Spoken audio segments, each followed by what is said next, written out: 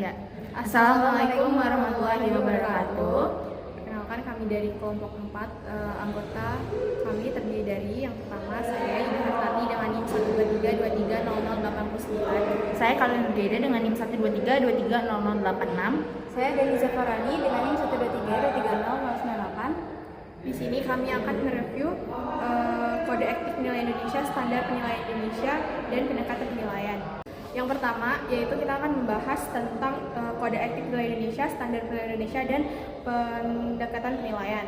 Pada slide pertama ini judul yang menunjukkan topik utama dari KEPI, standar penilaian Indonesia SPI, dan serta pendekatan penilaian Indonesia yang digunakan dalam evaluasi asal dan properti. Nah, yang selanjutnya tujuannya itu menyampaikan konteks dalam pentingnya memahami kode etik serta standar dalam penilaian properti ataupun aset. Juga memberikan gambaran tentang pesan nilai dalam bagaimana proses ini dan bagaimana berbagai pendekatan yang dapat digunakan dalam properti ini. Selanjutnya yaitu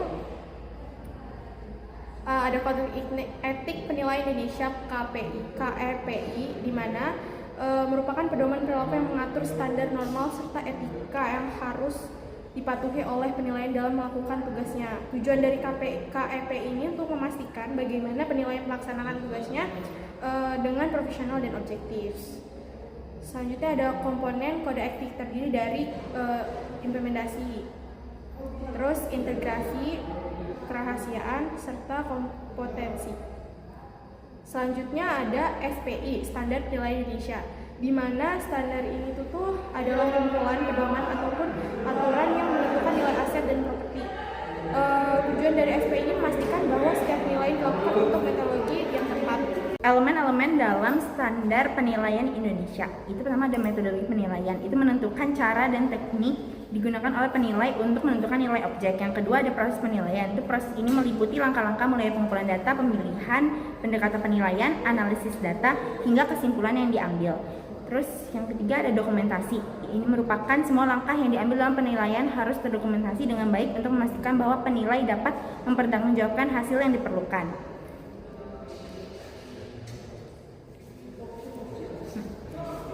Selanjutnya pendekatan penilaian pasar, biaya, dan pendapatan. Yang pertama itu pendekatan pasar. Pendekatan ini melibatkan perbandingan harga pasar dari properti atau aset yang serupa dengan objek yang sedang dinilai.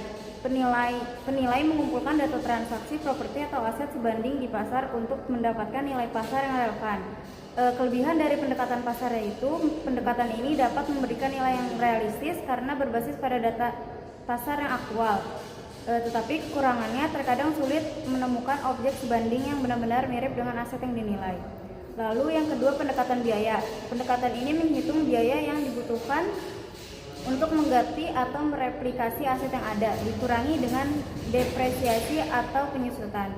Pendekatan biaya ini cocok untuk aset yang tidak diperdagangkan di pasar atau yang memiliki karakteristik unik. Kelebihan dari pendekatan biaya itu cocok untuk aset yang tidak memiliki banyak data pasar atau aset yang tidak sering diperdagangkan.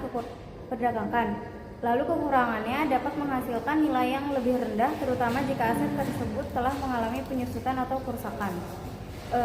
Lalu pendekatan pendapatan. Pendekatan ini digunakan untuk menilai berdasarkan pendapatan yang dihasilkan oleh aset seperti arus kas atau laba yang dapat diperkirakan di masa depan.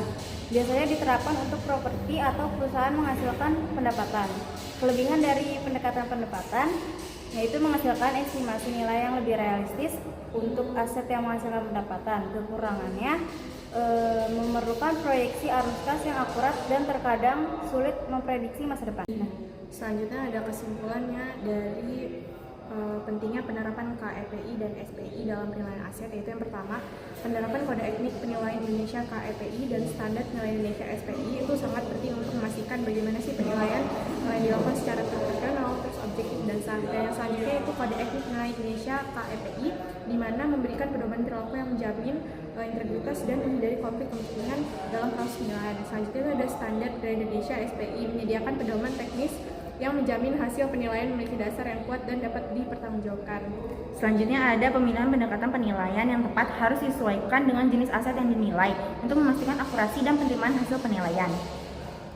Lalu yang terakhir, KEPI dan SPI bersama dengan pemilihan metode yang tepat menjamin hasil penilaian yang sah dan dapat dipertanggungjawabkan. Mungkin cukup sekian dari kami akhiri. Wassalamualaikum Assalamualaikum warahmatullahi wabarakatuh.